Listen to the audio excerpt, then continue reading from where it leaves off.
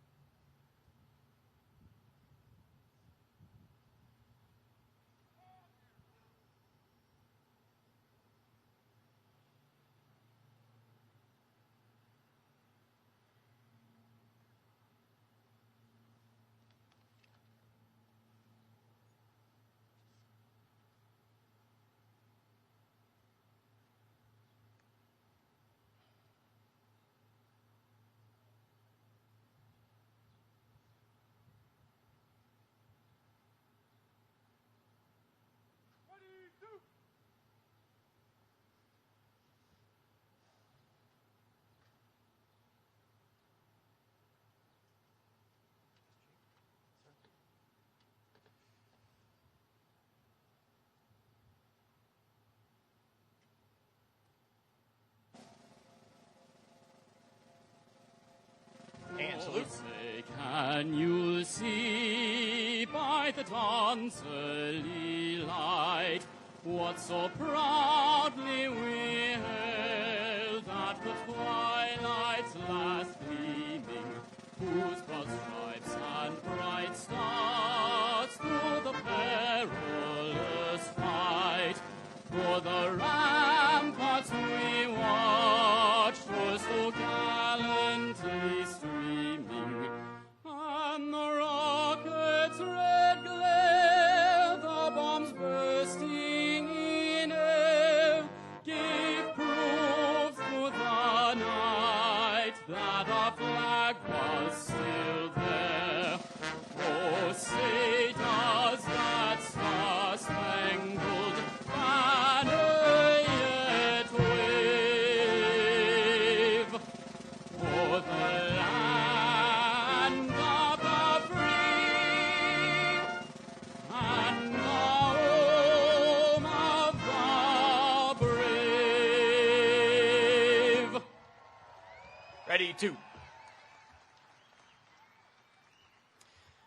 At this time, I invite Dr. Karen Wink to the podium. As mace bearer, Dr. Wink is among the most senior members of the faculty and personifies the ideal of learning at the Coast Guard Academy.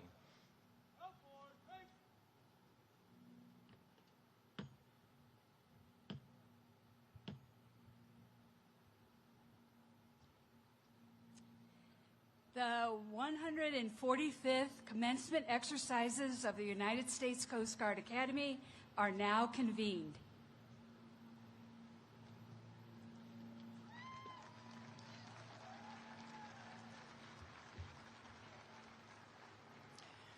Captain Sonny Mitchell, Chaplain, United States Coast Guard Academy, will now deliver the invocation. Let us pray.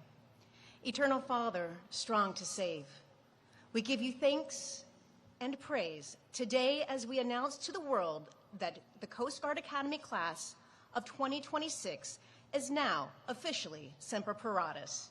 We rejoice that 4 years ago, these men and women responded to your call to serve, and their continued dedication to this higher calling has carried them from suave summer to this moment. And as the great responsibility of leadership is placed upon their shoulders of these men and women, we pray in your divine mercy that you confer upon these graduates enduring wisdom, courage, strength, compassion, integrity, which will fortify them at sea, on land, and above the waves. May your grace and mercy continue to empower these young leaders as they move to take their place among the rich traditions that they will inherit. We pray this in your most holy and precious name. Amen.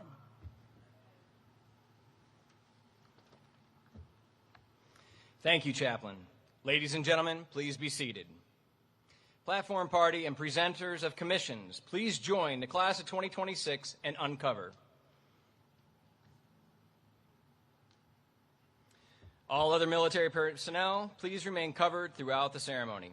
I now have the pleasure of introducing the 44th Superintendent of the United States Coast Guard Academy, Rear Admiral Greg Rothrock.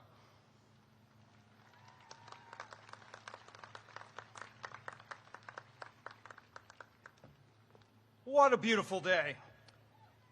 Distinguished guests, honored international delegations, alumni, veterans, faculty, staff, coaches, families, and friends. Welcome to the United States Coast Guard Academy, the home of the United States Coast Guard's Officer Corps.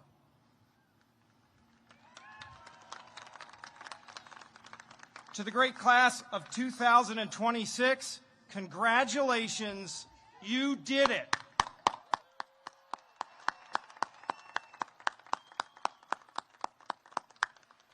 Today marks the culmination of 200 weeks of relentless hard work, perseverance, sacrifice, and growth.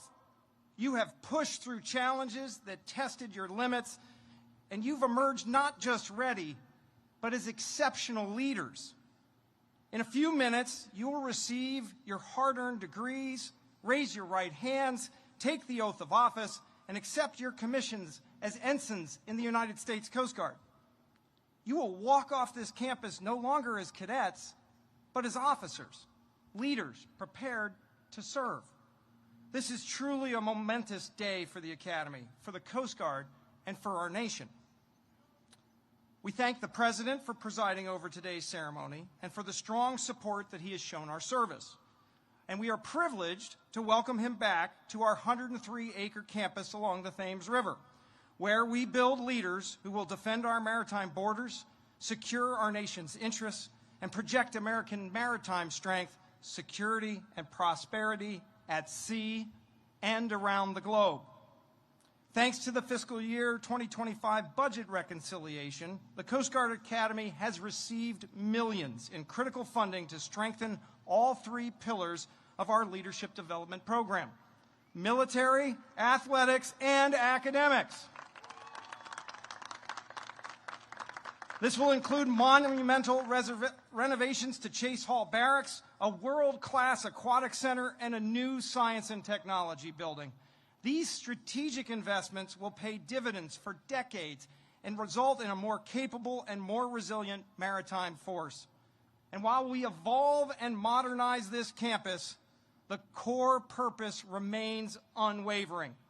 We are committed to producing officers who are ready to lead with character, ready to adapt to any challenge, and ready to serve. Unlike any other federal service academy, 100% of the Coast Guard's Officer Corps passes through these gates. This institution forges the character, the values, and the future direction of the service. As we approach the Coast Guard Academy's 150th year, and we will welcome the class of 2030 this summer, I can assure you we are committed to excellence, to honor, respect, and devotion to duty, and to producing leaders and warriors who put America first. Like the generations of the long blue line who came before them, the men and women of the class of 2026 stand ready to protect our maritime borders, combat threats to our homeland, and defend our national interests with skill, courage, and unyielding loyalty. I can say with complete confidence, they are ready to serve wherever and whenever our nation calls. To the families and friends of the class of 2026, to the parents who guided, the siblings who stood by, the mentors and role models who offered wisdom and encouragement, today we celebrate not only the graduates' achievements, but the vital role each of you played in making this day possible. Take great pride in what they have accomplished and in the extraordinary service that lies ahead.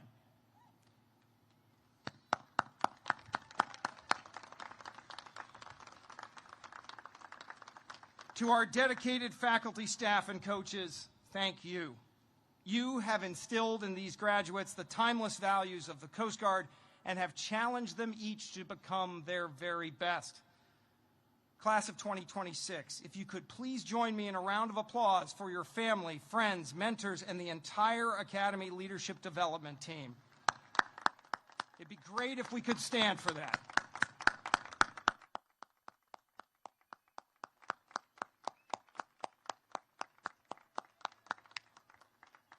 Thank you.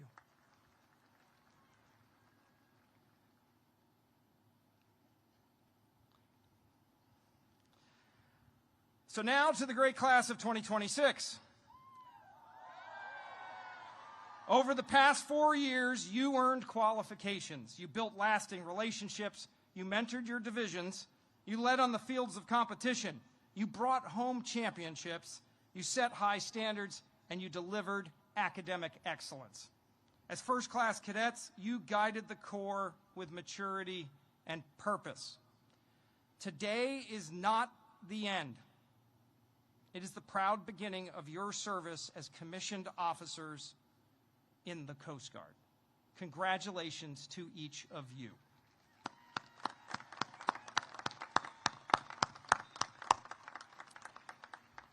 Now, of the graduates before us, 7 international cadets have enriched our Corps while proudly representing their home nations.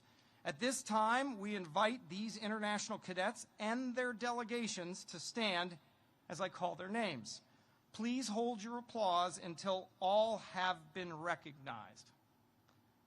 From Guyana, Verlin Gibson. From the Philippines, Arlen Bangsoy, Matthew De La Vega, and Ilissa Flores. From Honduras, Carlos Zavala. From Taiwan, Song Kai-seng. From Vietnam, Nan Ta. Please join me in a heartfelt round of applause.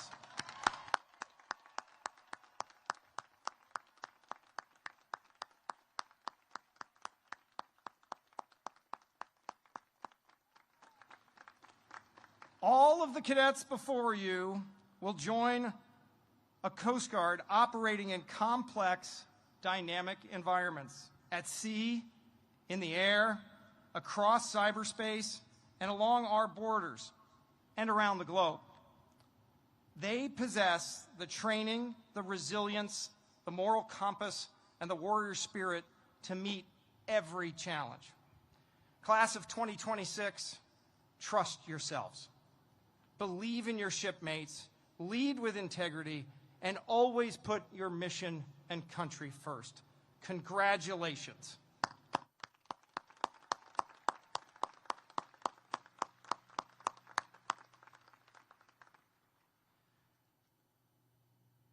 To all of our cadets, you will always have a home here on this campus.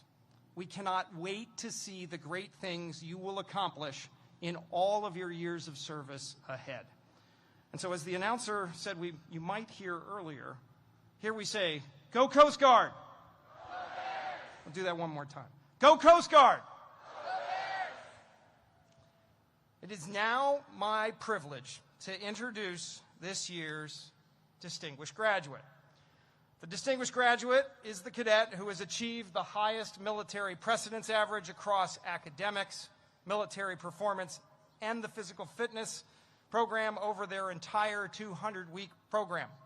This year's distinguished graduate is Cadet First Class Matthew Lanzalata. First Class Lanzalata is from Virginia Beach, Virginia, and a member of Delta Company. He is a marine and environmental sciences major with concentrations in marine science and geospatial intelligence. His capstone research focused on testing short-range unmanned aerial systems to augment aids to navigation inspections. First Class Lanzalata participated in the Service Academy Exchange Program and attended the United States Air Force Academy during his second class year. He was the trap and skeet team captain and led the team in competitive shooting events against fellow service academies.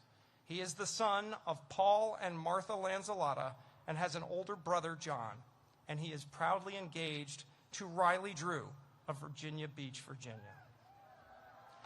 Upon graduation, First Class Lanzalotta will depart to Pensacola, Florida, and report to basic flight training. And it is my great honor to introduce the distinguished graduate of the United States Coast Guard Academy, class of 2026, Cadet First Class Lanzalotta.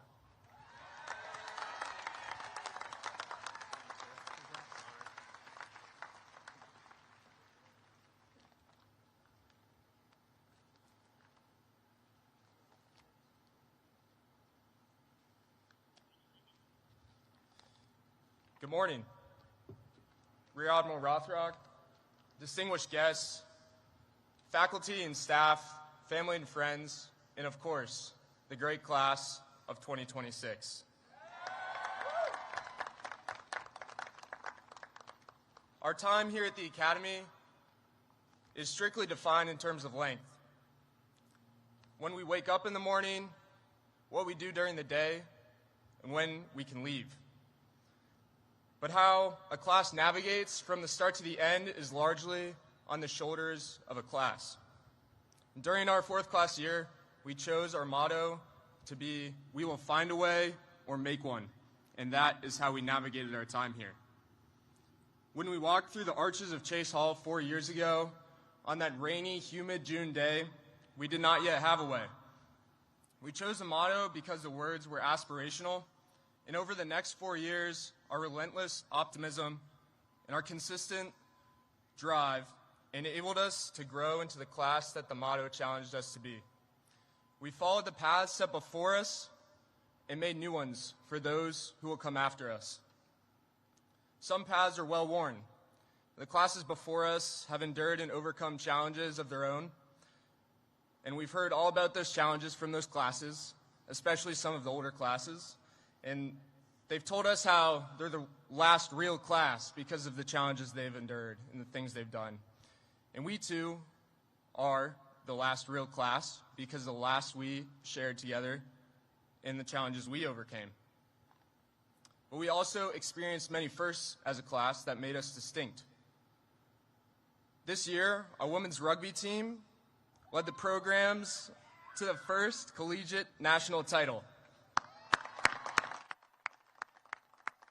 Our class was the first to implement a phased approach to summer training and the first to graduate ensigns with minors in emergency management. We pioneered new career pipelines into physician assistant school, into deployable special forces directly from the Academy, first to ever do it. We found ways through challenges that tested our resolve but never did it alone.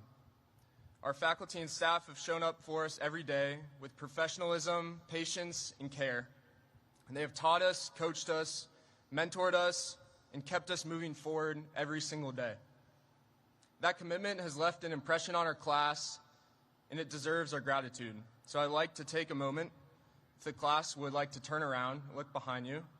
Behind you sit faculty and staff, family and friends, loved ones, who have poured into you, supported you on your hard days, and celebrated you on your good ones. And our class found a way because you supported us every step of the path to this stage. Thank you.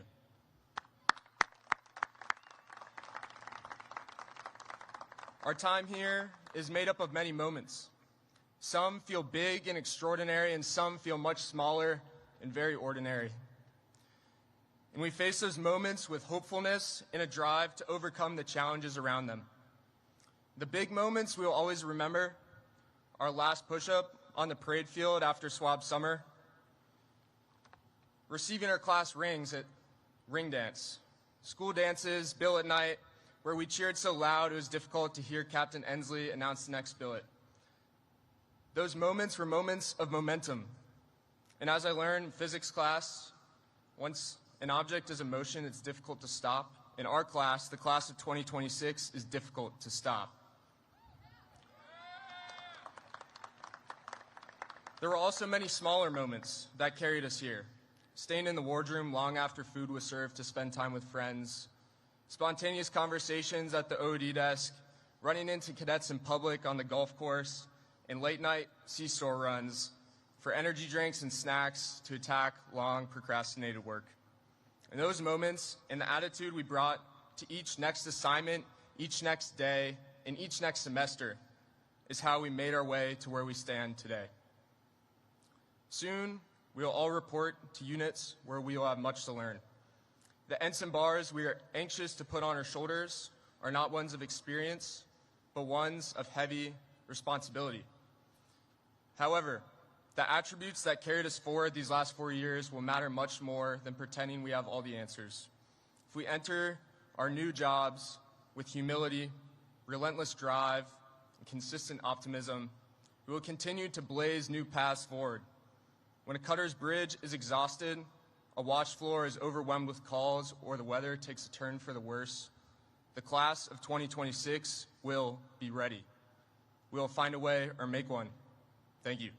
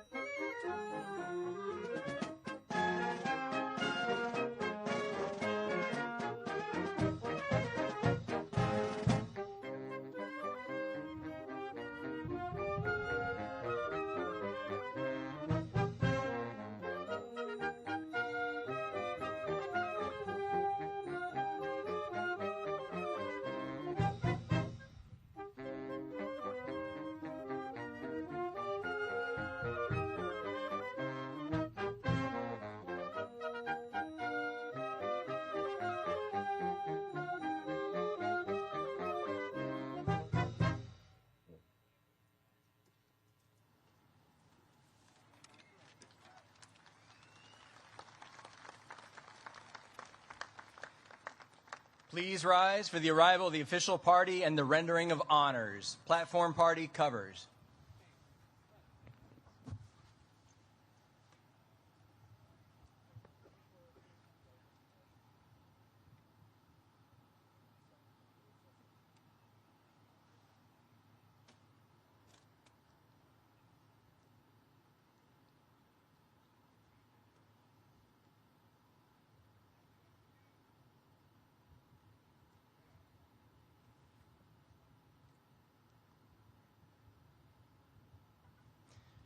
Now, Coast Guard arriving.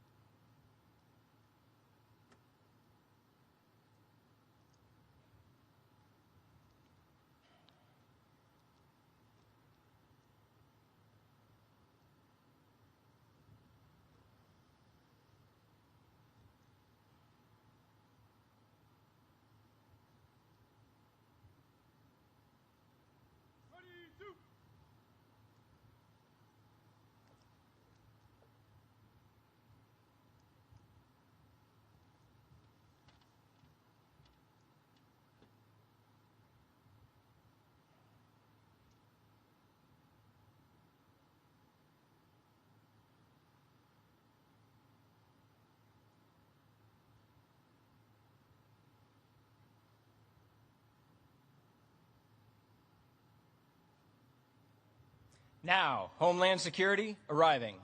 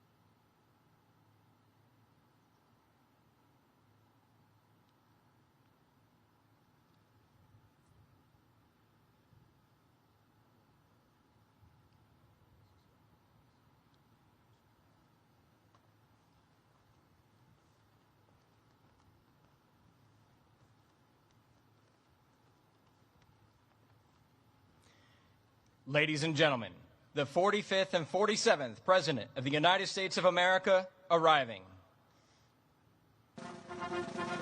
Covered military personnel, hand salute.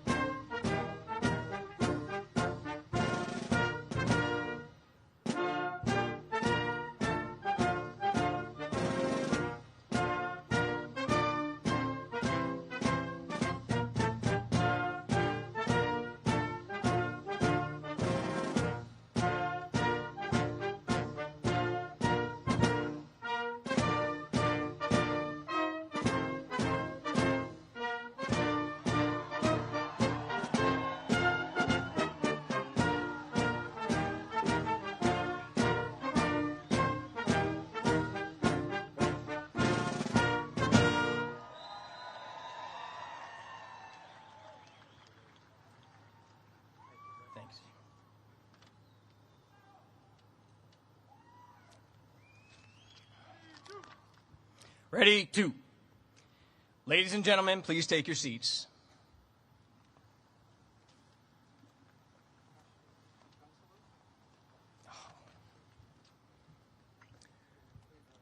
Please rise for honors with a 21-gun salute and ruffles and flourishes.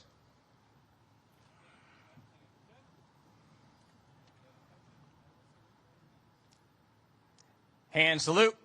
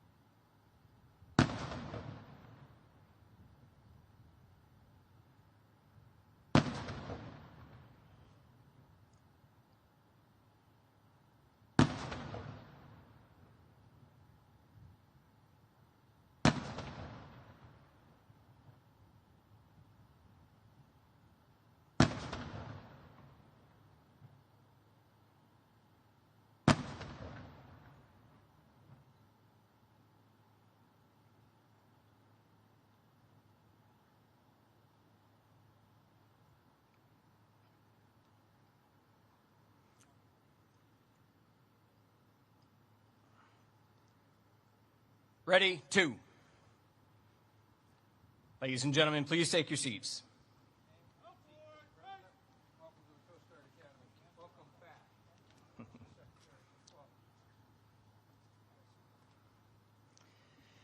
It is now my privilege to introduce the Commandant of the Coast Guard, Admiral Kevin E. Lunday.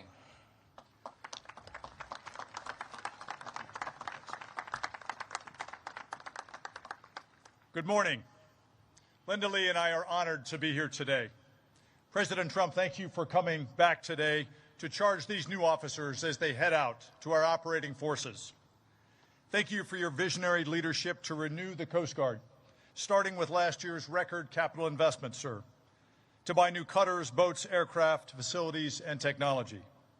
Sir, we've already spent $13 billion of that to meet your intent, and we're on track to spend nearly all of it by the end of this year. Thank you for your strong 27 annual budget that, when funded by Congress before October, will grow our service by nearly 6,000 people to operate those new assets. And thank you for your resolute advocacy for not just the Coast Guard, but all of our armed forces, sir. Secretary Mullen, thank you.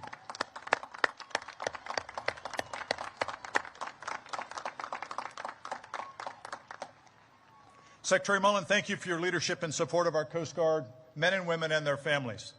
And under the President's direction, for fighting to successfully fund the Coast Guard and the rest of DHS and ensure that what happened this year never happens again. We will not forget what you did, sir.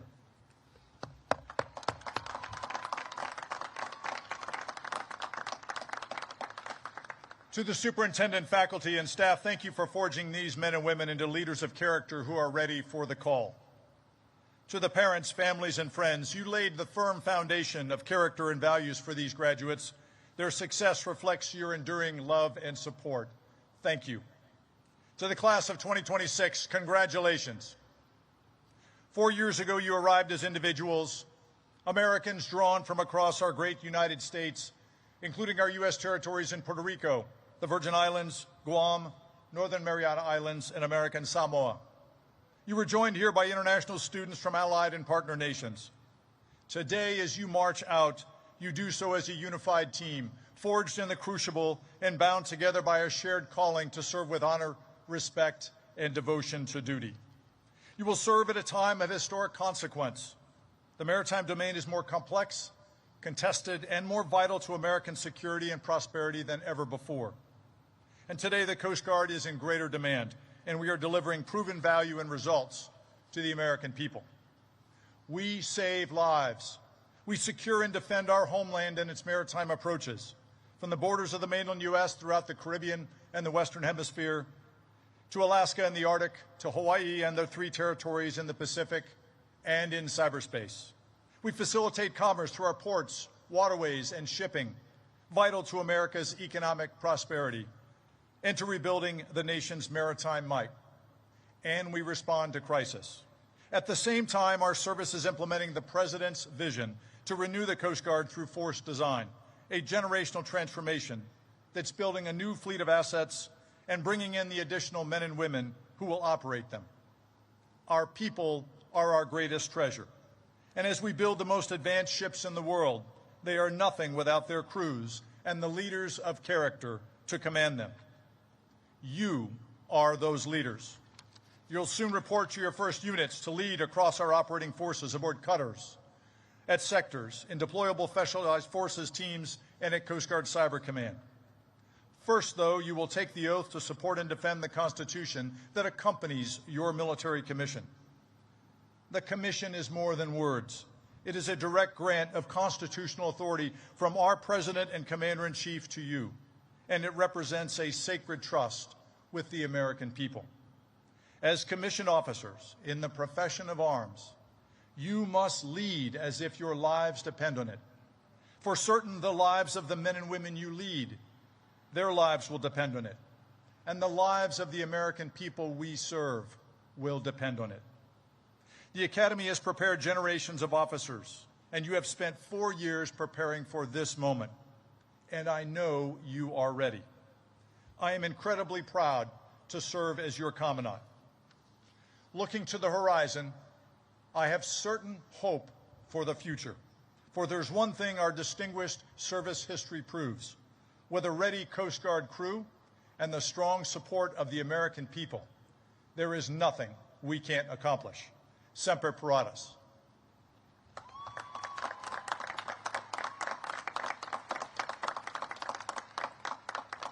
I'm now honored to introduce a distinguished leader who knows what it takes to secure our United States and enable our Coast Guard and the Department to deliver mission success. A fighter who's always in our corner, leading from the front, our Secretary of Homeland Security, Mark Wayne Mullen.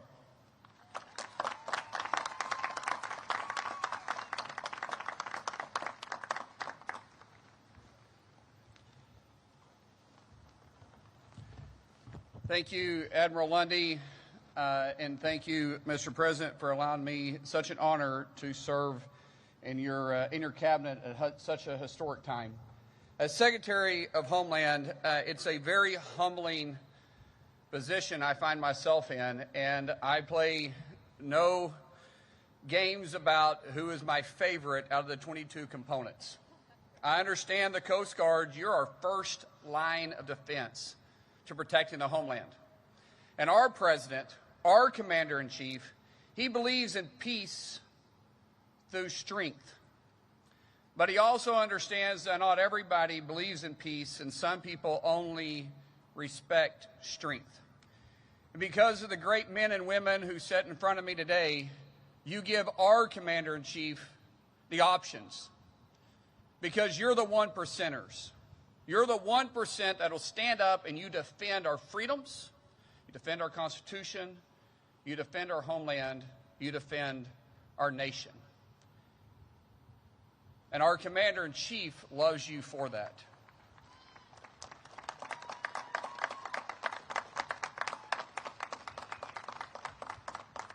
As the 1%ers, the President has made it his obligation, plus his mission, to fund our military in the way that no other president has done. He's invested millions, in the tunes of $25 billion, actually, to fund the Coast Guard, to bring the Coast Guard back to mission capable, to not just fit today's missions, but to focus on tomorrow's missions as well. As I said before, you're the front line protecting our shores. You protect our inland waterways. You're the law enforcement of the water. And our president realizes that. Your commander-in-chief, this isn't his first time to come and speak at this podium. In fact, this is his second time to come speak at this podium.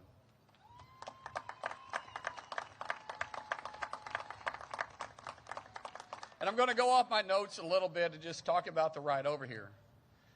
He had your Commandant, Lundy, in the Flying Mobile Office, or the Oval Office. And he was bragging about everything from your uniforms to how you guys learn how to swim, to your missions capability, and to the fact that you guys are involved in every mission. And when we're taking down the narco boats to the illegal flag vessels, you guys are involved in it. And it comes with a great sense of pride for me, because I get to call our commander-in-chief also my friend. And for me to stand in front of you today and be able to introduce him to the one percenters, I take that as one of the greatest honors of my life.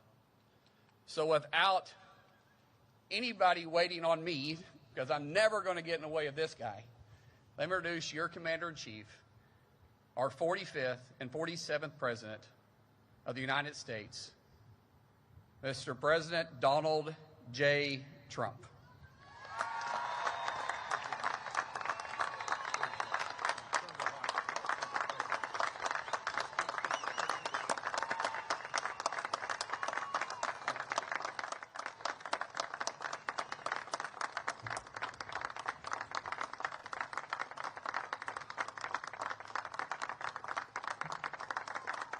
Thank you very much. Thank you very much. That was beautiful. He's a fantastic man. He's a special, very special man. He always has been. And Mark Wayne, thank you. Appreciate it. And hello, cadets. And let me begin by saying a very big congratulations to the class of 2026, special class. It's a true honor to be here on this magnificent day at one of the most prestigious military academies anywhere in the world, and I'm thrilled to become the first president to ever give a second keynote address to this storied institution. I am very proud of that honor. We'll have to try it a third time. We're going to have to try it maybe a third time, too, to keep that record intact.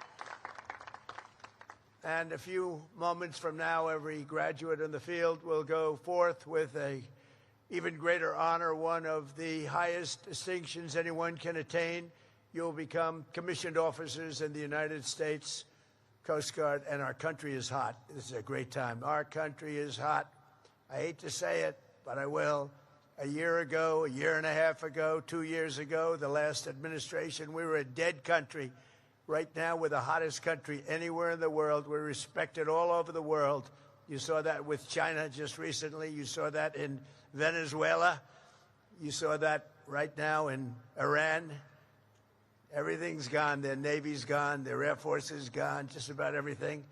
The only question is, do we go and finish it up, or are they going to be signing a document? Let's see what happens. But we're a hot country. We're the hottest country anywhere in the world, with the strongest, most powerful military anywhere in the world, and there's nobody close. I want to thank our new Secretary of Homeland Security, Mark Wayne Mullen, a fantastic man, for the introduction, along with Coast Guard Commandant Admiral Kevin Lundry. And he is something. He's a special guy. You know, when you get to that position in the Coast Guard, you're very something. I don't have to ask, gee, how good is he? They have to be very good. It goes with the territory. And the President of the Republic of Palau, Surin Gil Whips, Jr., I want to thank you very much. And you're here, and we appreciate you being here. Thank you very much.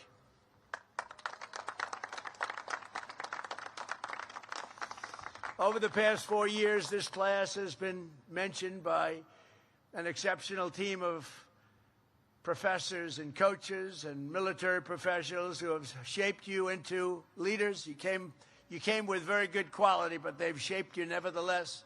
And warriors who revere honor and really honor duty. You honor duty like very few others can even think about it. So let's give a big round of applause to the entire faculty and staff that made this possible.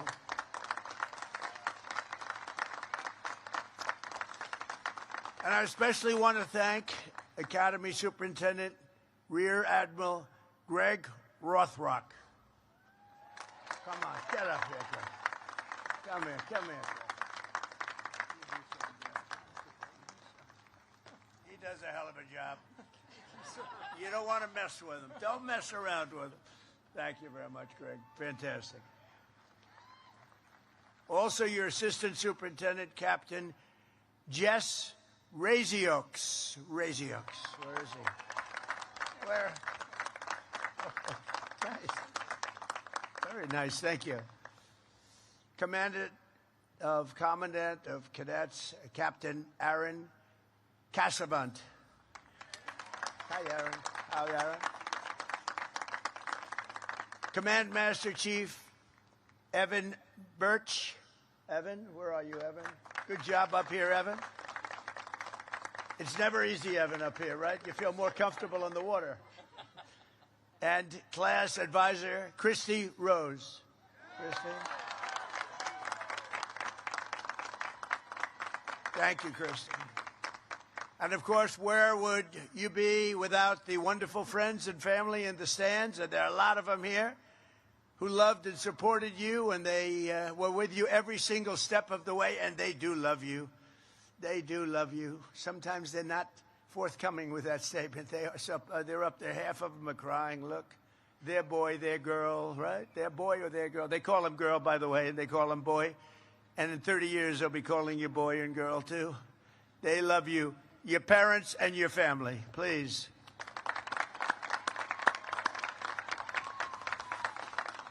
To all of the moms and dads, grandparents, and family members here on this joyous occasion, thank you for everything you've done to raise such amazing American patriots. We really appreciate it. What a group. And today is all about the incredible class of 2026 that you've achieved and all of the things that you've achieved and the exciting future that awaits. You have an amazing future. Very soon you'll swap your shoulder boards and you'll join the long blue line of legendary rescuers, seafarers, and service members that fill American hearts with admiration and pride. I've watched it. I've watched you during those hurricanes in Texas, and you got out there and you were going through waves that nobody else would have done. I wouldn't have done it. I would have said, Captain, I'm not feeling too good today. I think I have to take a day off. But you would have none of it. You are really something. I watched it. You saved so many lives. During my first term, we had one of the worst hurricanes ever in Texas and the Gulf.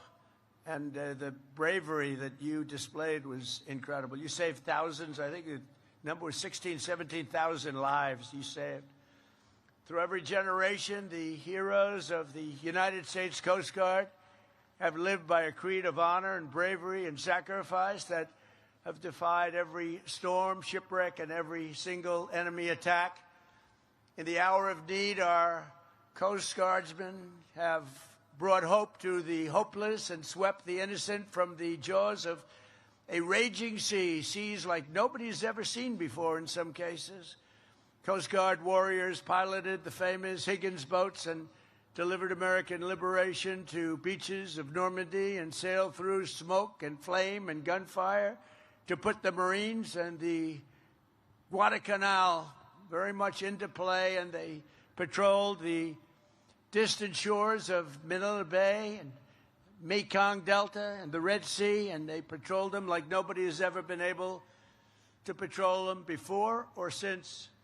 For decades, the men and women of this noble service have repeated an unofficial motto of pure, unyielding courage. It says, you have to go out, but you don't have to come back.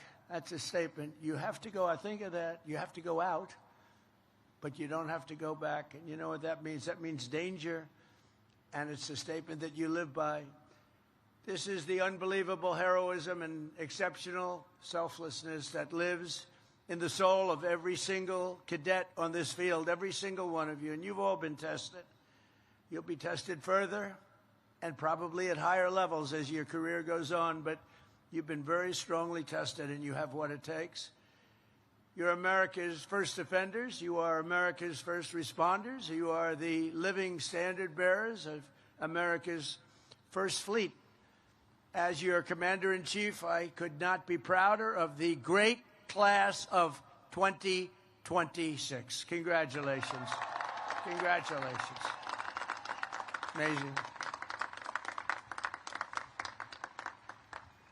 And I'd have no doubt to say, and just like those Coast Guard legends who came before you, you will always put America first. We put America first now. We haven't done that for a long time, but we do that under the Trump administration, I will tell you. And the whole world is saying, well, America's first, and they put America first. And we help others too, but we put America first. 4 years ago, most of the cadets here today could have gone to almost any school that you wanted. It's so hard to get into the Coast Guard. I had so many people, sir, could you get my son? He wants to go to the Coast Guard Academy. And I look at the son, I say, he's not going to make it. Terrible. I lost a lot of friends. I lost a lot of friends. But every once in a while, I'll call up with somebody outstanding, and they'll generally take care. If they don't take care, they're fired. So, you know, they have no choice.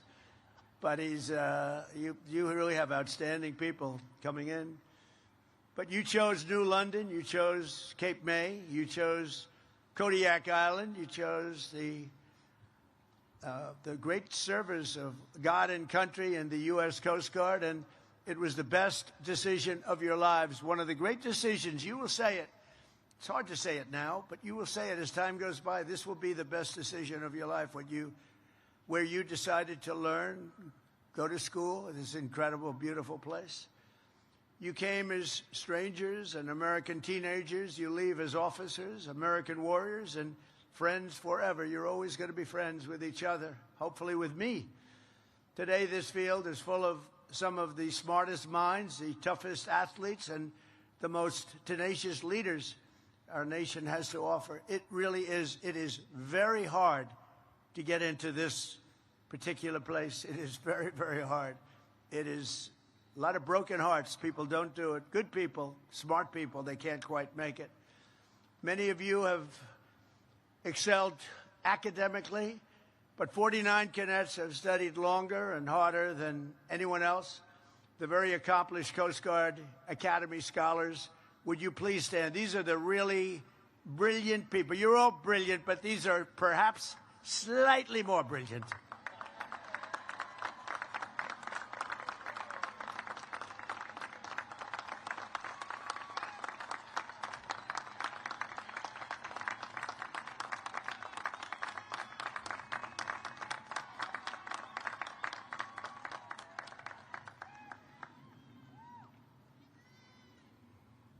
Don't feel guilty. Don't feel guilty. Never feel guilty about success, right? But I think it's great. And at the top of your class with the highest score in both military and academic achievements is distinguished graduate Matthew Lanzillotta. Where is he? Where is he? Come here. Get up here. Come on. Come on, get up. Get up. I want to see this guy.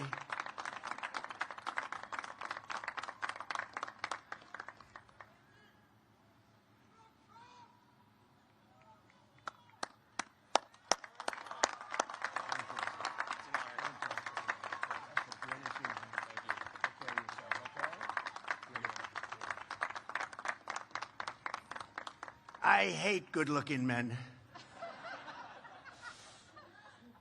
Very good. Matthew, that's great. Thank you very much. It's a great honor. We also have the only cadet who earned a perfect score on every single fitness test. Now we're talking fitness. Do you know who this is already? Wow, this guy must be something. I think we'll have to invite him up. I want to check it out. For the last 4 straight years, which they think may be an all-time record, congratulations to Thomas Rhodes. Thomas, get up here, please. I want to see. I want to check him out. Whoa. Oh, we're not going to fight with him. I'm not fighting him. I'm not. This is not UFC. Please understand that, Thomas. Look at this guy. Look at the muscles on this guy.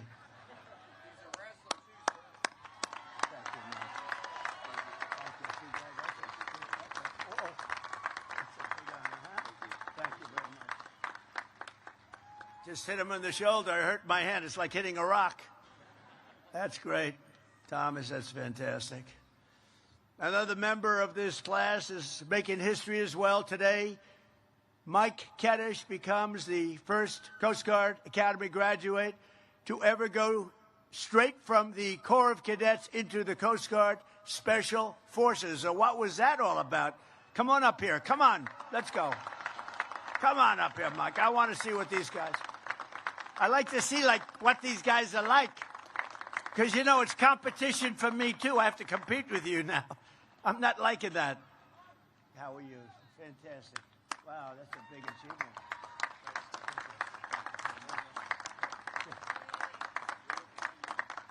These are special people. Thank you very much, Michael. For the past 4 years, you've been led by your brilliant class president, Savannah Riera. Where is she? Hey, Savannah. Where are you, Savannah?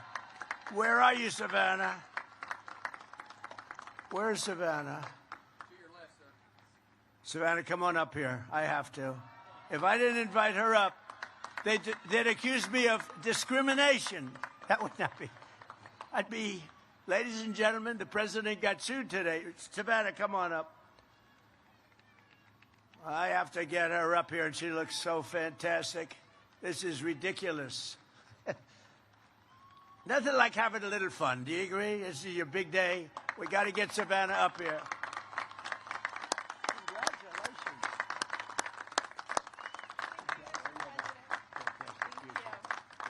Thank you so much. Thank you, Savannah. Thank you. Thank you, Savannah. Wow. This class has also been blessed with many tremendous athletes, including the Academy's all-time leader in receptions, yards, and touchdowns, wide receiver, Brooke Desta. Where's Brooke? Wow. That's a pretty good record, Brooke. I'll let you come up if you want. You want to come up? Come on up here, Brooke. Come on. You can see they want you up here, Brooke. So do we have a little NFL future here, maybe? I don't know. Usually that can happen when you're leading by that much. That's a lot of achievement. Thank you.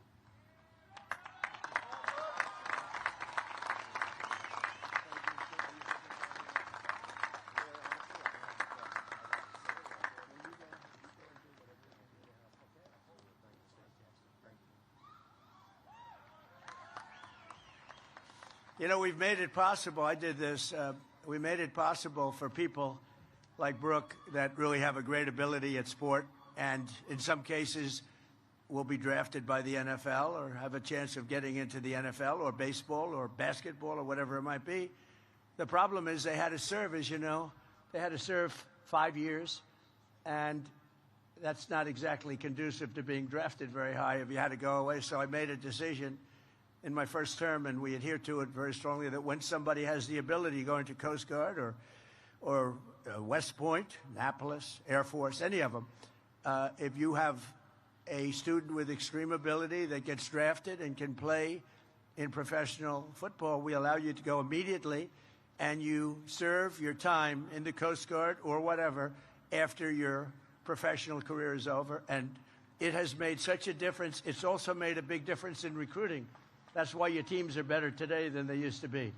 So I make these little contributions. I don't know if people know I made those contributions, but so, Brooke, I want 25% of everything you earn. Thank you, Brooke. I appreciate it. So it's a little bit of a help, but it actually, what we didn't expect, it made your recruiting much better because you're able to now recruit the top people that really have a chance of getting into professional sports, and one of the reasons you have such good teams. We also have your all-time leader in points in the assist for women lacrosse, Abby McAllister. Abby, where are you, Abby? Stand up, Abby. Oh, are you that good, Abby? Do you want to come up, Abby? Come on, Abby. Come on up, Abby. See, we throw them a little off on timing when I do this, but what the hell? We have time, right? This is your day. And when somebody achieves with these people, we should give them a little extra recognition, right? That's a tough sport, Abby. I don't know. I'm not going to mess with you. That's great. That's a big record.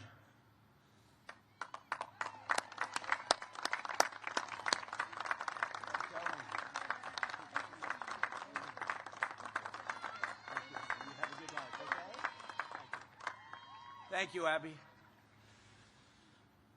Of course, there are those of you who have made your mark on the school in many other ways, like the mayor of the class, Freddie Wheaton, the founder of Phi Kappa Granny, Evan Granahan, and the leader of the esports club, Aiden Roskowski. They've done a great job. That's good. That's also called leadership. While everyone has worked and studied hard, some may have spent a little bit too much time at a place called Mr. G's. I don't know what Mr. G's is. I don't know what it is, but I don't like the sound of this. I'm not. Where am I going with this one? But we want you all to have a clean slate as you begin your careers. So, therefore, Mr. Superintendent, I hereby absolve all cadets who are on restriction for minor conduct infractions and even somewhat major infractions, effective immediately. Okay? You guys, you got away with murder. I was just in a good mood. I was in a very good mood to do that. Every branch of our armed forces protects American lives, but the Coast Guard is the only service explicitly dedicated to saving them. You're saving lives. You never leave an American behind, and you never would. In the past year, our Coast Guard heroes have saved over 5,200 lives at least and helped carry out and carry over 19,000 people to safety. Amazing. One of the special cadets in this class has already saved his first life during his first-class summer, providing life-saving care to the person in distress off the coast of Alaska. Job well done. That's Mason White. Mason, thank you. Stand up, please. Thank you. Thank you, Mason. Great job. That was early on, right? And that was a great job. Thank you very much. When you leave here today, every cadet on the field will be stepping into a critical role in the defense of our country. To protect our maritime infrastructure, 12 of you will be going to Coast Guard Cyber Command. That's a big deal. 20 are heading to Coast Guard Flight School. 23 will join Prevention and Response, and a whopping 181 cadets will become afloat officers in a fleet. Because, as you like to say, underway is the only way, and that's a pretty cool statement. And, you know, I don't know if you know this, but I was telling your leaders before that we have 11, you know, we're way down on icebreakers, and we've ordered 11. We're working with Finland. They make icebreakers. They make the best icebreakers. We're going to learn everything we can learn. We're going to shortly make them ourselves. But we're making, right now, currently under construction, we have 11 beautiful. And I said, come on, when's the first one coming? They said, in 28. I said, I'm going to be here in 28. Maybe I'll be here in 32, too. I don't know. Maybe I will. But I'm going to be here in 28. And I'll tell you, I said, that's great because I'm going to be there at the dedication. They have been trying to get icebreakers for years and years. and no president was able to provide them with what you need to get it done. And I want to thank the country of Finland, because they are known to make the best icebreakers. And I thought going there, for starters, you know, we tried making one, but it was too front heavy. It wouldn't have worked, because an icebreaker has to come crashing down. And when the front weighs 4 times more than the back, bad things happen. So I realized we didn't know what the hell we were doing. I went to Finland and was with the president of Finland, and we worked out a deal. And we're making 11 total. Some of them are going to be made right here. We're going to learn the craft, and we're going to have so many icebreakers. You know, Russia has 48, and we have one very old one. It's ridiculous. And we have the whole Arctic. We have the whole region. And we're going to have a whole big fleet very shortly, and they're starting to come in a very quick fashion.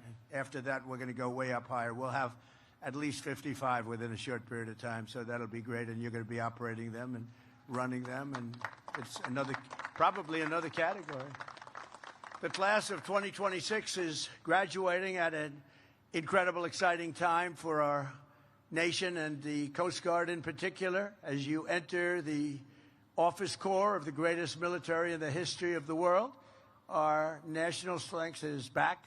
Our morale is back. We are a confident country again. We have confidence is back. And above all, America is back, bigger and better and stronger than ever before. We have a strong, great, respected country again. We went off course. We went very sadly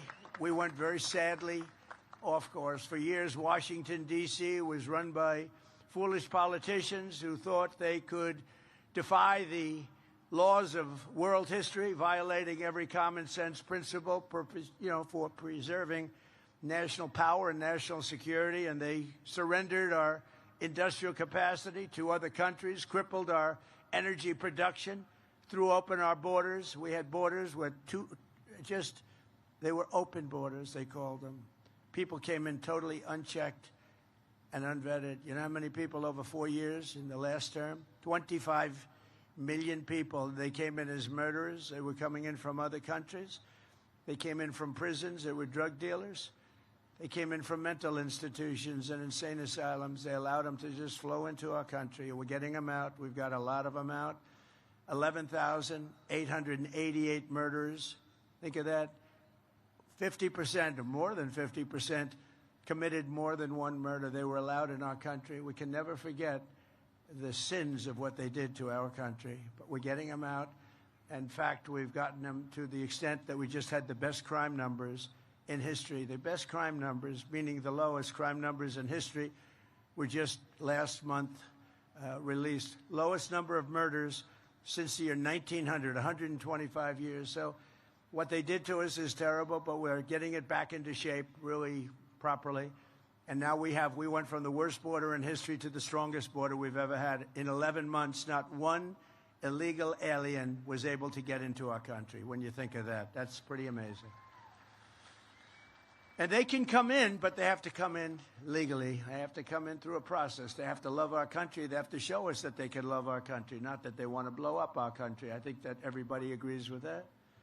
Under this administration, we don't apologize for American power or wealth. What we do really is we want to maximize it. We take advantage of it. We unleash it. And we wield it to pursue our country's glorious destiny and our beautiful American dream. We have the American dream back. You didn't hear about the American dream too much for 4 years, and now the American dream is back. This is truly the golden age of America. We are in now the golden age. We have more production, more people. We have more people working today than at any time in the history of our country by far. We have more people having great jobs today than at any time in the history of our country. Our country is respected all over the world. The men and women of the Coast Guard have a vital role to play in this resurgence. This is a great resurgence. We have $18 trillion being invested in the United States. That's many, many times more than ever before. In fact, you'd have to go back more than 10 years. Another country a long time ago had $3 trillion. We have $18 trillion. The last administration for 4 years had less than $1 trillion.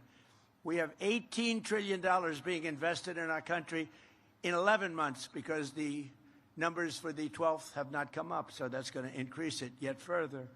So that's an honor. It's a great honor. To me, that's something special. We're building plants, auto plants, every kind of plant you can imagine all over the country. And they're coming in from Canada.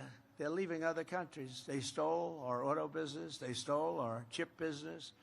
We'll have close to 50% of the chip business by the time I leave. And right now we have none, practically. And we'll have, it was taken by other places. It was taken by Taiwan. I'm not knocking them. I'm saying if they can get away with it. But if you had the right president, that would have never happened. Wouldn't have been allowed to have happened. You would have put tariffs on, and you say, that's okay, you can steal our business, but if you're going to sell, if you think you're selling those chips back into us with no tax, you can forget it. And if we did that, we wouldn't have lost those businesses, the autos, the chips, the semiconductors. All of that would be here, but it's all pouring back into our country right now because of the word tariff. As you know, one of my favorite words, I got into big trouble. I said, this is my favorite word in the dictionary, my favorite word, the word tariff. And the fake news, look at all of them back there. They said, what about God? What about wife, family? What about other things like Bible? So I was in deep trouble because I said tariff is my favorite. So I made it number 5, and now I'm okay. Now I'm okay. They think I'm kidding, but they gave me a hard time. But with your help, we're reasserting one of the most time-honored principles of our national security, that the American dominance in Western Hemisphere will not be threatened under any circumstance. As an example, we will not let Iran have a nuclear weapon. That's all. It's very simple. We will not let that happen. And we have great support. You wouldn't know that by reading the fake news, but we have great support. People don't want them to have a nuclear weapon, and they will not have a nuclear weapon, and they want to make a deal so badly. We'll see what happens, but we hit them very hard, but we may have to hit them even harder, but maybe not. But we're not going to let Iran have a nuclear weapon and blow up the entire Middle East, Israel, the entire Middle East, and then come here for you. Not going to happen. So just as no family can be truly secure in a violent neighborhood, we will not allow chaos, instability, or danger to fester in America's own backyard. We're not going to let it happen. One of the reasons we have Mark Wayne, and one of the reasons that I feel so good about things, he's a tough cookie. You know, he was a great fighter, too.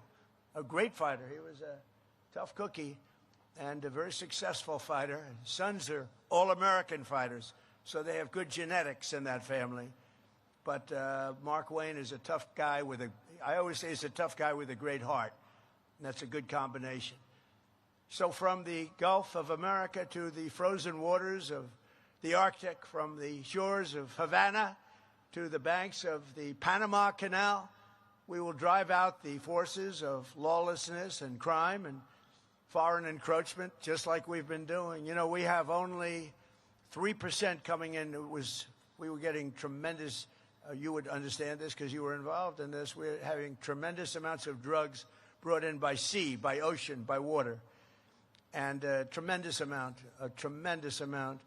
And we've now reduced that to 3%. So it was a big percentage, and now it's all the way down to 3%. And we've hit them very hard, as you know. Not that it's something we wanted to do. And we never miss. We never miss. We hit them very hard. And actually, people are trying to figure out who are the 3% because they happen to be the bravest people perhaps anywhere in the world. The 3% that's left, but I don't even think they have 3%. We virtually stopped it. And now we're going to stop the drugs coming in by land, and that's the easy one to do. That's the easy one. I want to thank the Coast Guard because you've been unbelievable in that endeavor. Think of it. We had a majority of drugs were coming in by the sea, by the ocean, and we have virtually stopped that. And now for the easy part, the land, much easier, and it will be equally quick. And we are going to have drugs are down by 61%, but we want to get them down to almost nothing because they've destroyed so many families, so many people, so many lives. Our Coast Guard cutters are elite tactical teams where the pivotal is enforcing our successful blockade. And you just have to see this. We have a blockade that's, they call it the wall of steel. Nobody goes through them. And you're a big part of it. Nobody goes through. The Navy, the Coast Guard, we have ships that tried to go through, and they're saying young captains from Coast Guard Academy, the Naval Academy, Annapolis, And they're saying, do not proceed further. They have the greatest loudspeaker system, much better than this one, let me tell you. It goes over the water, it bounces on the water, and you have this young, handsome captain saying, do not proceed further. You are in enemy territory. Do not proceed further or we will shoot. And you have a ship that's like 2 football fields long that carries 2 million barrels of oil. Think of that, 2 million barrels. And on occasion, they'll try and disobey. And last week you saw one shot, not a missile shot, a bullet, a very large bullet. A bullet from 4 miles hit the rudder of the ship, and the rudder of the ship fell into the ocean. It was a beautiful thing to see. It just fell in. I said, what the hell kind of a shot was that? And the man said, no, we are going back to Iran. See, now I say Iran. I don't use because he obviously has a correct pronunciation. We will go back to Iran. And it took, with a broken rudder, with the rudder that was laying at the bottom of the sea, it took 10 miles just to turn that ship back. But nobody violates it, nobody. And I was with, as you know, President Xi of China 2 days ago. We had a tremendous meeting, very successful meeting. And he agrees our military is phenomenal. I don't want to go beyond that, but I will tell you he respects our military tremendously. Our military is respected. We have, as I said, the greatest military anywhere in the world, and we're going to keep it that way. We have a budget this year of $1.5 trillion. That's the biggest budget we've ever had. That includes the Coast Guard. Don't worry about it. Look, they're getting a little bit concerned. Don't worry, it includes you. You're going to have so many Coast Guard cutters, you're not going to know what to do with them. You'll have a cutter that's 2 years old. You say, Captain, I want the new one. Didn't used to be that way. But we have a lot of money coming your way, you know that. Because of these people and people like them. They made a great case for it, and I'm a big fan. So, we take care of it while I'm here, because we're going to take care of the Coast Guard like you wouldn't believe. And in a flawless, thank you. And in a flawless operation last January, supported by the Coast Guard, America's armed forces captured the outlaw Nicolas Maduro and brought him back to American justice. He's awaiting trial from Venezuela, an attack that took less than 1 day. And it was an amazing, I think it's one that's going to be studied for a long time. Great, smart country, very tough military country, but it really took 48 minutes and 13 seconds to be exact, but let's give it 1 day. And he's now awaiting trial. And now we have a great joint venture with Venezuela. We have millions of barrels of oil coming into Houston and coming into parts of Texas and Louisiana and Alaska.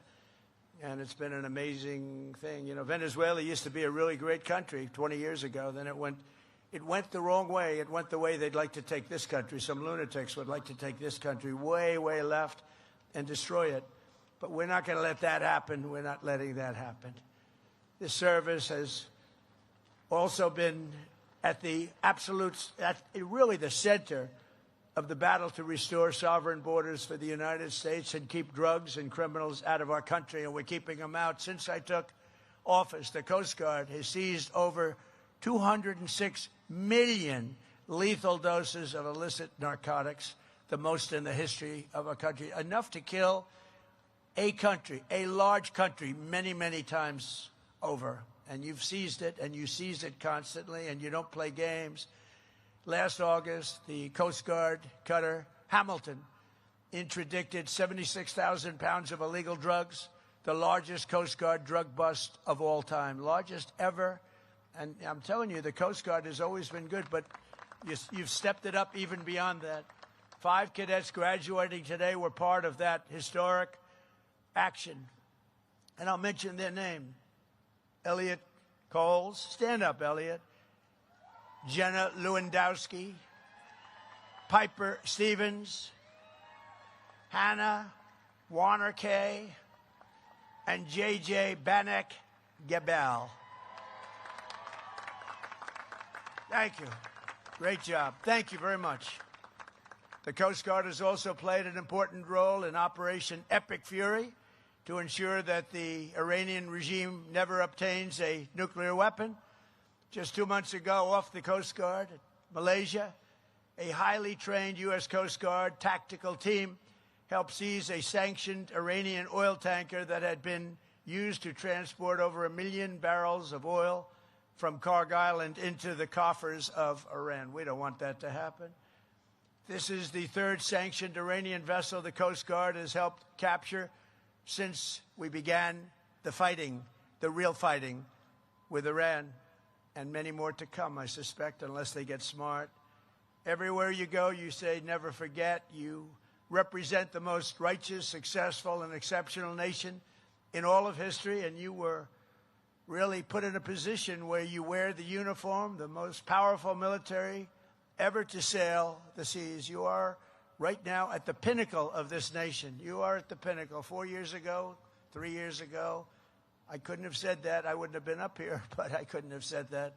You were not at the pinnacle at all. Right now, you're at the pinnacle of the Coast Guard, at the pinnacle of the military, and that military includes the Coast Guard will soon be stronger and more powerful than ever before with all of the things we've done. Last year, I signed a record-setting $25 billion investment in the Coast Guard, including funding for 22 new cutters, 40 new search and rescue helicopters, 25 state-of-the-art icebreakers, and we're also providing $380 million for renovations and improvements right here at the Academy. The Academy is going to be so beautiful. It's already beautiful, frankly, but it's going to be tippy-top, as I say. It's going to be perfect. Under our leadership, this service is seeing more action than at any time in many decades. I would say at any time, period, you've never seen what is happening. And the Coast Guard, as good as it has been, has never seen what's happening to it right now. And the spirit has never been higher, and I think we can say that. It starts with the leadership, but I think the spirit with the Coast Guard has never been higher than it's been right now. And I got to know a couple of people over the last 2 weeks from the Coast Guard, and I can see why. These are incredibly brilliant people, good people. I have to say, I don't want to give them any ideas, but in the private sector, they'd be making a lot of money. And you know what? They wouldn't trade what they're doing. Would you guys trade for millions a year? Maybe. Maybe. No, you wouldn't. I don't think you would. A lot of people would like to be in your position that are doing very well, believe me. In the 4 years before I took office, the Coast Guard recruitment missed targets by 20 and 25 and 30%, the targets, the recruitment targets. And not only you, the Marines, the Army, Navy, Air Force, Space Force, that's my baby. I started the Space Force. I was very happy. It's going to turn out to be one of the most important of all. But you miss your recruitment numbers, and it was an embarrassing time. Not only the military, the police, firemen, anybody with a uniform, they didn't want to be associated with our country, frankly. And last year, the Coast Guard beat its recruitment goals by 120%. And we have so many people wanting to get into the Coast Guard and all levels of the military now that weren't even thinking about it. To me, it's one of the most exciting things. When I first came, we had the election on November 5th, and it really started from the day of the election. But we had the election on November 5th. But I will tell you, before that, you couldn't recruit people to go into the military. Nobody wanted to be there. They were trying to reduce standards. Now the standards, I hate to say, are through the roof. But now we have lines of people wanting to get into every group of, whether it's the Navy, the Coast Guard. And I will tell you, I looked at the numbers, the Coast Guard in particular, you have exceeded your numbers. You have a waiting list that's a mile long of people that want to get in. So I think I have to say congratulations on that. You know, it's a really big deal. And by the end of my term, we are adding 15,000 new Coast Guardsmen. And we're going to have them added to the list because of all the new equipment that we've ordered.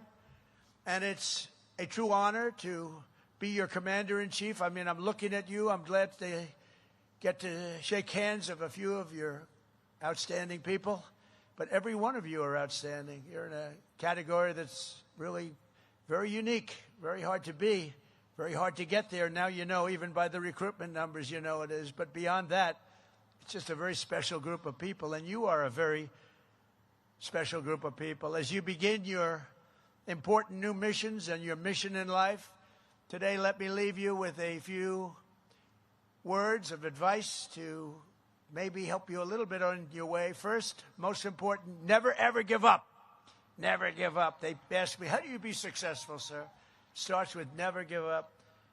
I've learned a lot about life, but the one thing I've really learned is that perseverance, never quitting, never giving up is a big deal. You'll be right there, right at the gate, and you've seen it. You've seen it in sports. You've seen it. They're right there at the gate, and they give up. Never give up. And whatever happens, no matter where you are in life or what situation you find yourself in the seas or anywhere else that you may be, keep pushing forward. Always push forward. Never stop pushing forward. No matter how terrible the storm, no matter how difficult the mission, never surrender. Keep going, keep fighting, and make the adversary quit first. Let them quit. They're going to quit if you keep going. Second, at this pivotal time of transformation for our armed forces, you have to think big. It's much better thinking big. Small solutions yield small results. Only big ideas will yield to tremendous change and greatness. Americans do not want to live in a world ruled by someone else's big ideas. Live in a future and shape your future, and you want to dominate your future, and you want to dominate it for your great military and for your country. Think big. During the course of your Coast Guard careers, it will be time for incredible change, and change is going to happen, change that we can't even think of right now. The things will happen, and I believe for the best, hopefully for the best, but I believe for the best.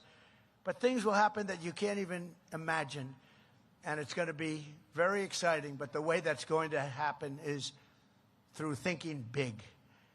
Nothing great was ever built. Think of that. Nothing great was ever built without the word momentum at your side. In times of your life, you'll have momentum. That's the time you go for it. I tell stories about people that lost their momentum and they went and it didn't work out well. You know when you're doing well. You know when you have that positive momentum. So take that momentum and go for it. So many people, they wait the wrong time. You know when it's right. Go with the momentum. The towering men and women of history have always been people of action. You answered the call to serve, and now you need to make sure that most of your time is spent on very important roles in life. You've done a lot, and you've had a lot of relaxation. Frankly, if you enjoy what you're doing, there's no such thing as work. It's not work. What you're doing, I would say with most of you, it's not work. What you've done is a lot of work, but it's not work. It really isn't. It's a great pleasure. I find myself, I work a lot. They say he's a workaholic. I'm not a workaholic. It would be tough if I didn't do things. If I didn't do things, I don't know what I'd be doing. It probably wouldn't be good. But you got to love it. And if you love it, it's never considered work. There will always be time for taking the easy path. And there'll be times when you want to do that or to settle for maybe a short-term fix. But for the best results, it'll always be a product of unbelievably hard work. That's why I always sign something. They say, oh, could you put something on? I say, work hard. To a young person, work hard. Because you have to work hard. It's so competitive. Life is so competitive. You have to work hard. It's never going to come easy. You have to work hard. A lot of great athletes, they say, the harder it work. I remember Gary Player, a great golfer. He was somewhat smaller than other great athletes.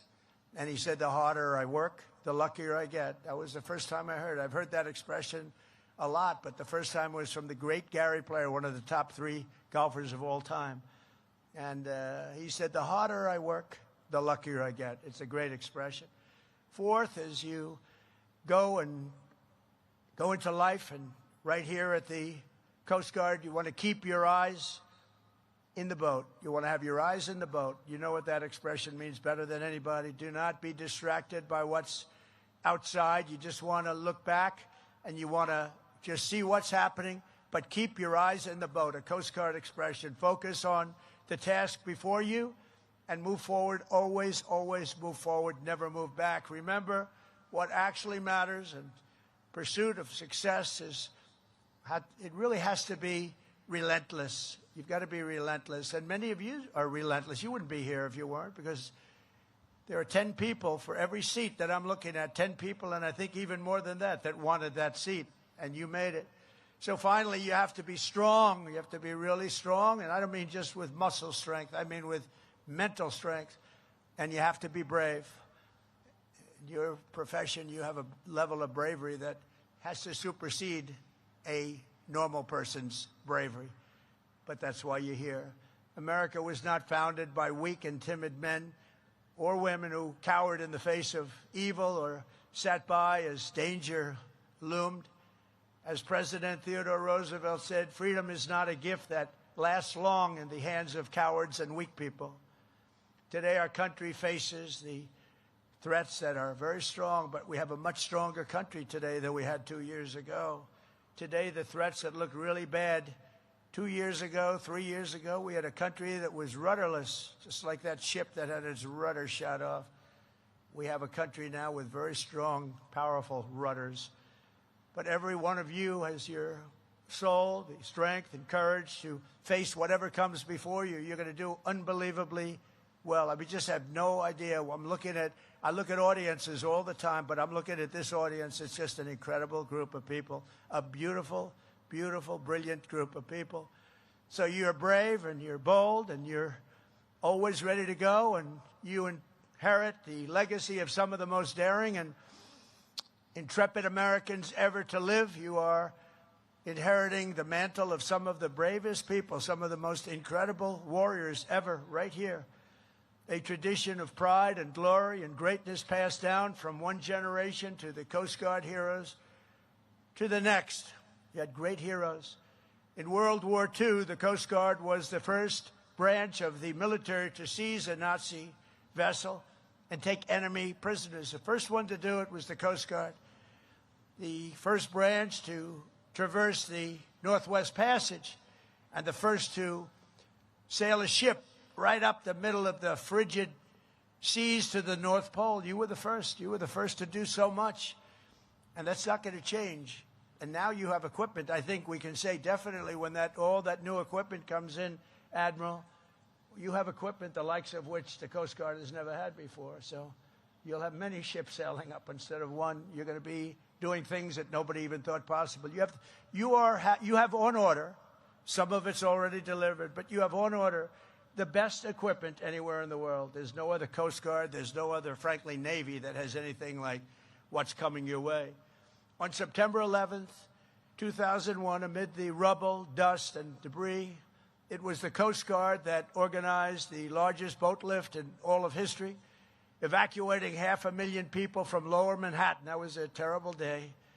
The gleaming white hulls and the blazing red stripes of your cutters have sliced through the horizon of nearly every major waterway on Earth.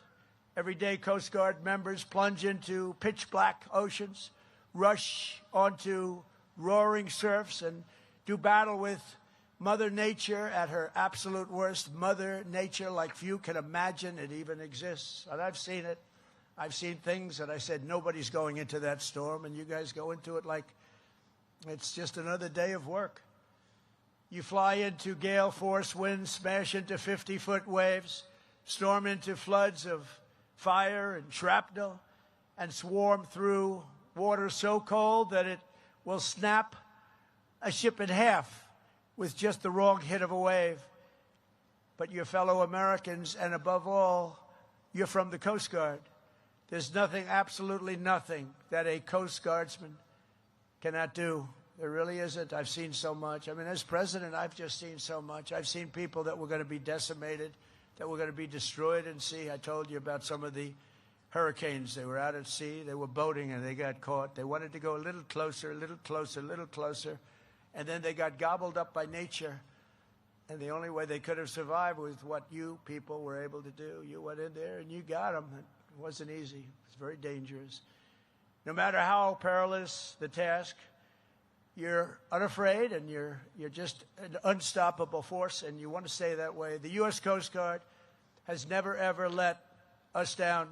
And with men and women like the great class of 2026, I know that will never happen. You're going to go on to greatness, the likes of which even the Coast Guard has not seen. So wherever the duty calls, whatever danger comes our way, you will fight, fight, fight, and you will win, win, win.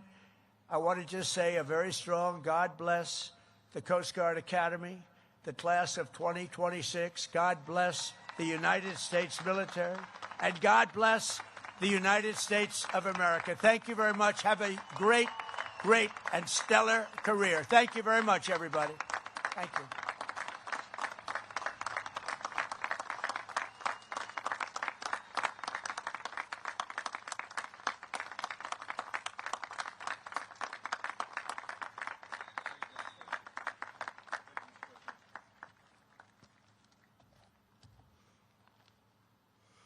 At this time, I invite the class president, Cadet Savannah Rier, to come to the stage to present the class gift.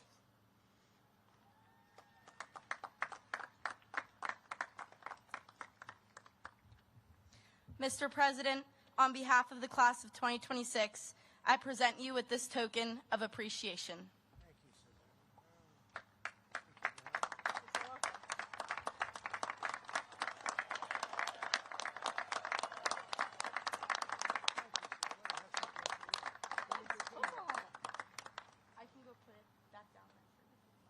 I don't know if this is a good trade. This is for Savannah. Thank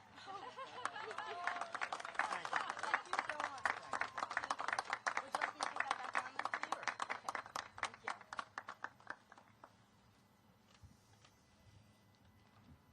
I am now pleased to introduce Dr. Amy Donahue, Provost and Chief Academic Officer, who will share remarks and present candidates for degrees. Please be seated.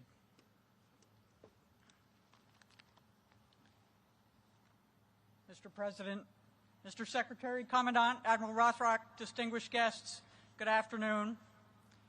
And good afternoon to the great class of 2026.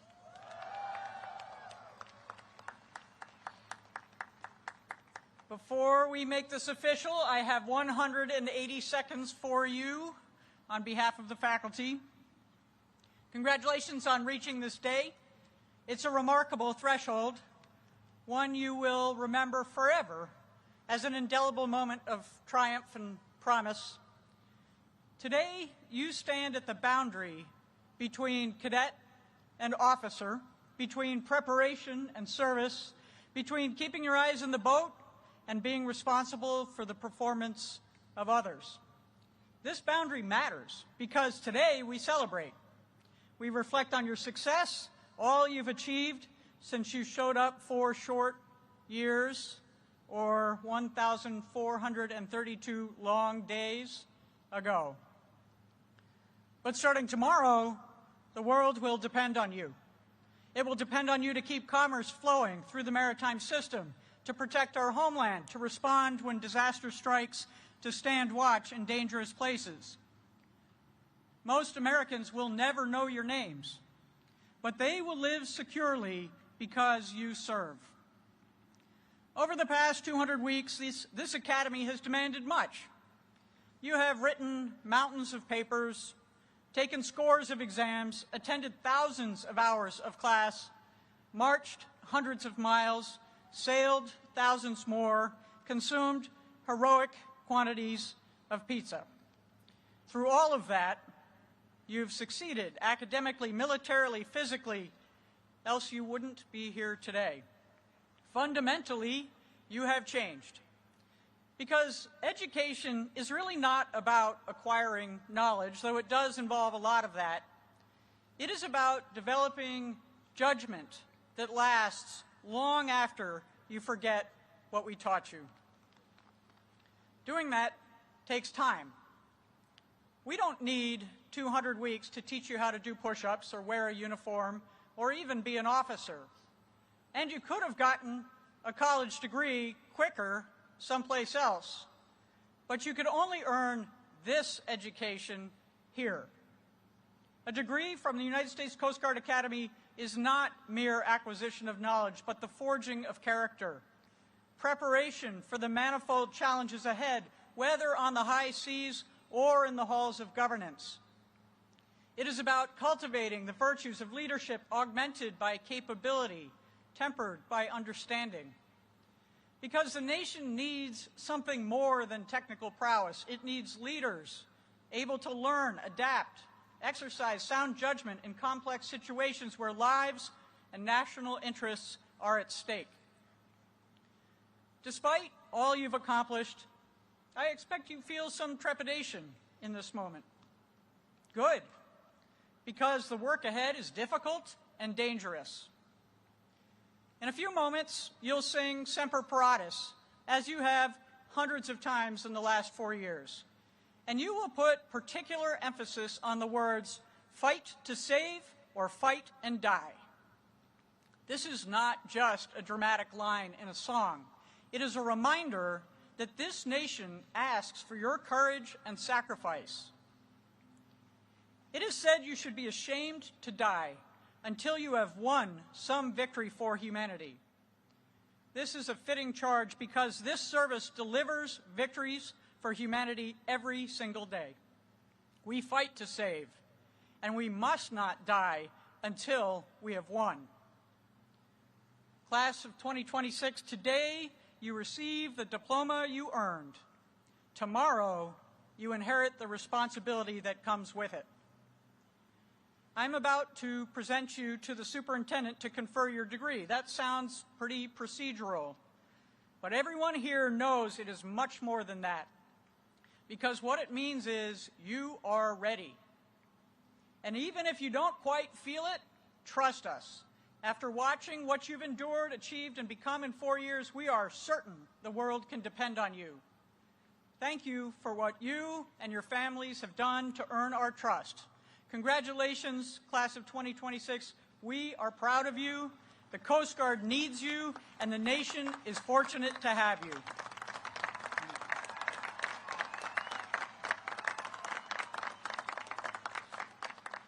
And now it's time to make this official. Will the candidates for the degree of Bachelor of Science please rise? Admiral Rothrock, as Provost and Chief Academic Officer, I have the honor of presenting to you the candidates for the degree of Bachelor of Science. They have been examined and approved by the faculty.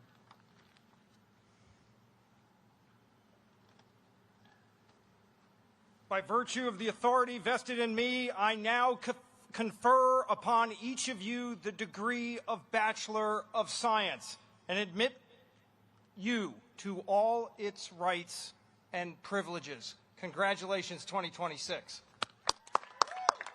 Well done.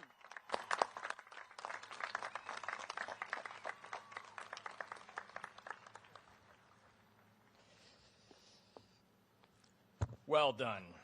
I am now pleased to introduce Captain Aaron Cassifant, the United States Coast Guard Academy's 39th Commandant of Cadets, who will present the candidates for commissioning as ensigns in the United States Coast Guard. Mr. President, Mr. Secretary, Admiral Lunde, Admiral Rothrock, ladies and gentlemen, members of the class of 2026, good afternoon. Admiral Lunde, as the Commandant of Cadets, I have the honor of presenting to you the candidates for the commission of ensign in the United States Coast Guard. They have met all military requirements and have successfully demonstrated competency as leaders of character in the Academy's 200-week leader development program.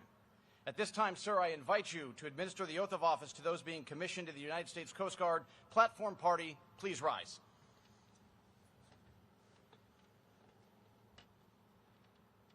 Raise your right hand and repeat after me.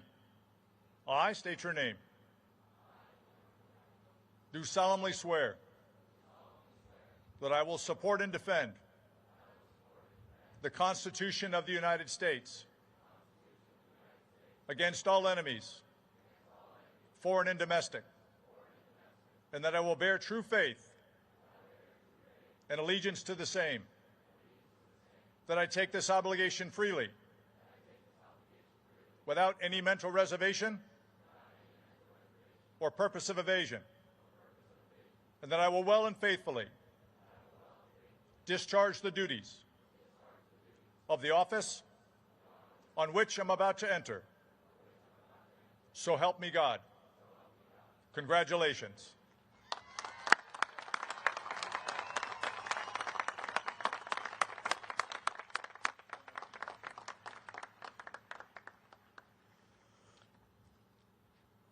Thank you, Admiral Lundy. Ladies and gentlemen, please rise for the departure of the President. Tan hut! Those covered, hand salute.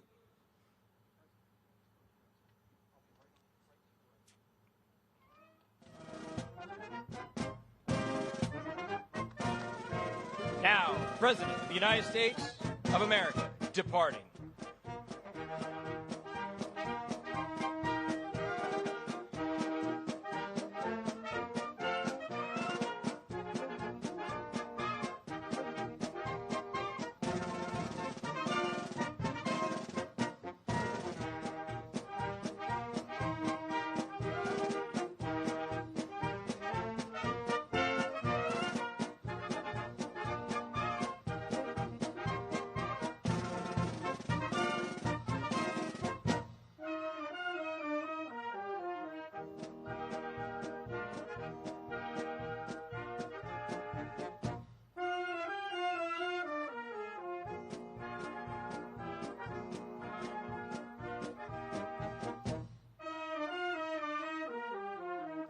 Ready, two.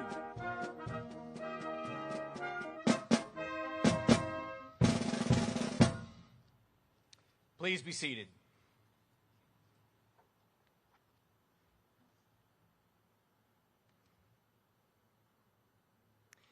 Now, the United States Coast Guard Band, conducted by Chief Warrant Officer Jeffrey Spenner, will perform the Armed Forces Medley as arranged by Chief Musician Sean Nelson. All past and present members of the military are invited to stand as the band plays their respective anthem. The United States Army.